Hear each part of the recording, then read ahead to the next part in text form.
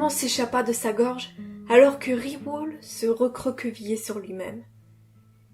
Il était parcouru de courbatures et avait un mal de tête atroce, si bien que cela prit quelques longues secondes avant que son esprit ne fasse le point sur sa situation. Le haut-prêtre se souvint alors de la transition brutale avec son autre vie. Le magasin qui s'était effacé pour prendre place directement dans ce monde-ci, sans passer par un blackout. Celui-là même qui lui servait à marquer les différents temps entre ces trois corps. Il s'était senti tomber, comme à chaque fois, mais avait été totalement désorienté. Et maintenant, il en était là, dans ce qu'il comprenait être une cellule. Il ne savait pas où étaient Lénard, Evan et son escorte, et s'ils étaient encore en vie. Que s'était-il passé depuis qu'ils avaient quitté les terres d'Alezan? Combien de temps s'était-il écoulé? Où se trouvait-il? Et il n'avait pas sa boule de cristal pour refaire le point. Il lui manquait donc des parties entières de sa mémoire, puisqu'il n'avait pas été présent pour les vivre. Il se sentait comme amnésique. Riwall essaya de se redresser tant bien que mal, avec ses poings liés maintenant devant lui. Ses yeux commençaient à s'habituer à l'obscurité, et il distinguait vaguement les contours de sa prison. Des murs de pierre taillés grossièrement à même la roche, une porte en bois soutenue par de lourds gonds en acier, sur laquelle se trouvait une ouverture en hauteur qui laissait passer la lumière vacillante d'une torche lointaine dans le couloir. À cet instant, il se sentit encore plus vulnérable qu'auparavant. Son pouvoir ne lui était d'aucune utilité. Ce dernier n'était pas physique, et il ne pouvait donc pas s'en servir pour se défendre. Il n'était pas non plus assez puissant pour arriver à s'en sortir de quelque manière que ce soit par l'offensive.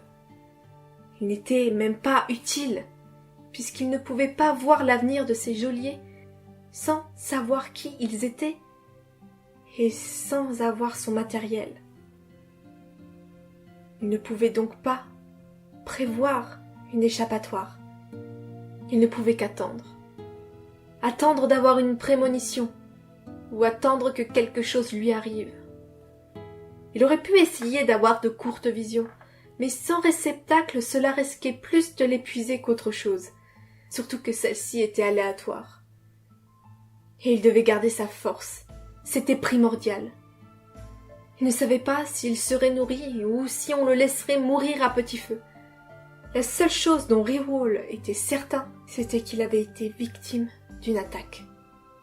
Les mêmes que subissaient les autres caravanes de hauts prêtres depuis des années.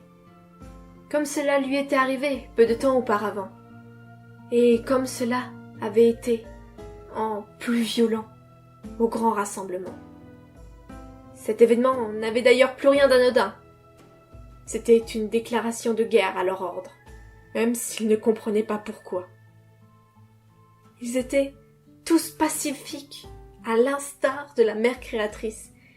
Ils n'étaient là que pour apporter aide et écoute à leur prochain. Maintenant, il ne lui restait plus qu'à prier, pour espérer avoir des réponses. Les heures s'écoulèrent sans que Riwall ne puisse distinguer les jours. Il s'était endormi plusieurs fois. Une seule fois, il vit à son réveil une cruche, une écuelle contenant une bouillie indescriptible et un morceau de pain. Il put donc manger, lentement, ce qu'on lui avait apporté. Il avait gardé le bout de pain, ne sachant pas quand il aurait la possibilité de se nourrir à nouveau. Et il avait bu, à petites gorgées, l'intégralité de l'eau à sa disposition. Son corps en réclamait trop pour qu'il en gaspille. Il somnolait, son esprit se perdant dans des rêveries remplies de voix semblant provenir d'un autre espace-temps, quand il entendit résonner de lointains pas dans le couloir. Mais il sombra avant d'avoir pu voir quoi que ce soit. Pourtant, il avait essayé de se réveiller, voulant être attentif aux moindres détails qui lui permettraient de l'aider à comprendre. Mais sa volonté flancha, et il ne put rien apercevoir. Le temps recommença à s'écouler de la même façon, entre sommeil et éveil. Durant les heures où son esprit n'était pas au repos, il avait remarqué qu'il n'avait plus le bout de pain qu'il avait gardé. Il était donc fouillé, ou du moins bougé pendant ses absences. Il remangea une fois le même repas que le précédent, et il ne se passa rien de plus. Cela commençait à peser sur son moral. C'est brutalement qu'une fois il fut sorti de sa léthargie. De l'eau froide venait de lui glacer la peau et il poussa malgré lui un cri de surprise. Hébété et reprenant ses esprits, son attention fut rapidement portée sur l'homme en face de lui. Il sentit son cœur se serrer en reconnaissant ce regard pourpre qu'il connaissait tant. Il s'en doutait, mais il aurait largement préféré que ses soupçons soient faux. Se retrouve enfin, petit frère. Vinok le regardait. Ses pupilles bordeaux étaient froides. Riwall ne bougeait plus. Sa respiration s'était coincée dans sa gorge. Il était vraiment dépassé par les événements. Il ne savait plus comment réagir. Alors, quand son frère commença à s'énerver, il prit vraiment peur. Cela n'avait rien à voir avec les fois où il était en colère parce que quelque chose n'allait pas dans la caravane. C'était bien plus terrifiant. Surtout quand il vit apparaître les crevasses incandescentes au coin de ses yeux, dans son cou et sur ses mains. Il n'avait jamais vu le pouvoir de son grand frère. Toute personne en ce monde en avait un. La plupart des mineurs, et il pouvait se passer une vie sans qu'il soit dévoilé. Riwall en avait un majeur, et c'était apparemment cela qui lui reprochait. Vinok l'accusait d'avoir brisé sa vie, alors qu'il était l'aîné de la famille. Obligé de le suivre pour veiller sur lui, alors que sa vie avait déjà été tracée devant prendre la suite de leur père. Il avait vu leurs parents se réjouir du départ du cadet, mais pour lui, c'était comme s'il n'était qu'un objet offert en plus. Il n'avait eu aucune considération. Alors, il n'avait fait qu'attendre pour avoir sa revanche sur la vie. Des années, de trop longues années, et quand il avait pu entrer en contact avec les détracteurs de l'ordre des hauts prêtres, il n'avait fait que se réjouir de cette opportunité. Enfin, il pourrait atteindre son but. Pourtant, leur dernière entreprise avait encore échoué, et c'était entièrement de la faute de Riwall et de son fichu pouvoir.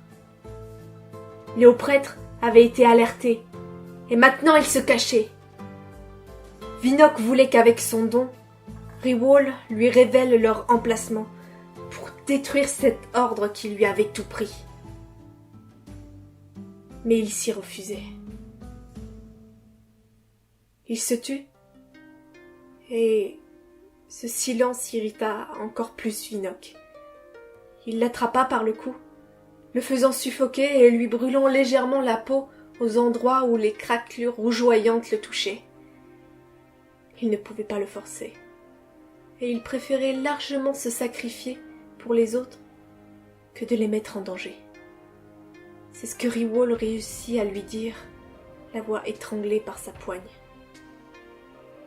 Le haut prêtre fut alors projeté au sol avec rage.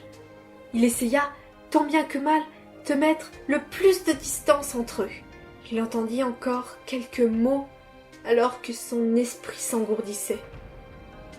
Vinok lui assurait qu'il allait lui faire cracher le morceau. Et Riwall comprit qu'il avait définitivement perdu celui qui restait tout de même son frère, quand il sombra sur ces derniers mots. « Ta bonté me fait vomir. » Plus tard, il fut encore marqué par les cycles d'éveil et d'endormissement. Ils étaient entrecoupés par des repas de plus en plus médiocres et par les visites de Vinocq. Celui-ci, en plus de faire pression psychologiquement sur lui, avait rajouté la torture physique. Mais Riwall ne disait rien. De toute manière, il ne pouvait rien voir sans ses instruments. Et son frère était bien censé le savoir. Il attendait juste de le voir craquer. Mais Riwall ne le ferait jamais. Il était bien trop dévoué à sa cause, et pour le moment, son esprit tenait le choc, malgré ses rêves peuplés de silhouettes d'autres mondes qui lui faisaient parfois perdre pied dans sa réalité. Sans plus de notion de temps qui passait, il réussit toutefois à reprendre l'ascendant sur la situation grâce à sa maladresse. Ses forces l'abandonnant petit à petit, il échappa à l'une des cruches d'eau qu'on lui avait apportées. La faïence s'était à moitié brisée sur le sol et une partie du liquide avait glissé sur la terre trop sèche. L'eau peinait à s'infiltrer, mais la poussière et la saleté avaient créé des formes à sa surface qui se mouvaient lentement dans la faible lueur diffusée dans la cellule. En voyant cela, Riwall avait tout de suite su que cela pouvait faire un substitut à sa boule de cristal habituelle. Ramassant le reste de la cruche à moitié pleine, il prit une poignée de terre et se releva difficilement. Il s'approcha de la porte pour accéder au plus de lumière possible venant du couloir. Il fit tomber la terre dans l'eau et fit lentement tourner le récipient. Le léger courant créait des volutes sombres. Il se concentra dessus et avec peine, il arriva à laisser sa magie agir et plongea dans ses souvenirs. Et Riwall comprit tout. On ne pouvait pas changer le cours du destin. Ses visions étaient toujours véridiques. Il se revit dans un campement de fortune entouré de ses gens, vérifier grâce à son pouvoir lesquels de ses homologues étaient en danger. Il se vit pâlir en ayant une vision du futur de son frère et refusait d'en dévoiler le contenu. Il se vit se disputer à ce sujet avec Lénard, lui qui voulait un plan d'attaque pour le protéger. Puis il se vit assommer les gardes pendant la nuit et fuir pour accomplir la destinée qu'il avait déduite. Se cacher pendant quelques jours en lazurite, puis finalement se faire attraper parce qu'il était bien trop reconnaissable. Mais c'était justement cela qu'il voulait, parce qu'il avait vu Vinocq se battre et se faire gravement blesser par les gardes de son convoi et des guerriers de la Surite. Parce qu'il avait vu Evan déchaîner son pouvoir majeur de vent avec une dextérité qu'il ne lui avait encore jamais vue. Parce que toutes ces personnes rassemblées étaient là pour le libérer et que leurs actions semblaient tourner en leur faveur dans un lieu qu'il ne connaissait pas. Riwall fut tiré de sa contemplation quand son réceptacle temporaire lui fut arraché et qu'il s'explosa au sol. Sortir ainsi de sa vision le sonna, et la reprise dans la réalité était comme s'il reprenait sa respiration après avoir été trop longtemps sous l'eau. Vinocq était là, et il y avait également un autre homme qu'il n'avait jamais vu. Il comprit vite qu'il voulait savoir ce qu'il avait vu, mais son esprit tournait au ralenti. Il fut à nouveau malmené, et il se retrouva au sol. Mais il comprit qu'il se passait des choses quand il sentit la terre trembler et l'expression des personnes avec lui paniquer d'incompréhension. Et alors qu'il recevait de nouveau des coups, il se plia en deux sous la douleur et sentit du sang remplir sa gorge. Il ne put que porter sa main à sa bouche pour retenir le flot, mais lorsqu'il toucha son visage, il sentit l'acier de ses doigts. De ses pupilles violettes exorbitées, il regarda sans vraiment comprendre l'hémoglobine sur sa prothèse. Vivement, Riwall releva la tête sur une salle éclairée où étaient rassemblées des personnes de toute race. Il venait de changer de vie, encore plus brutalement que la dernière fois.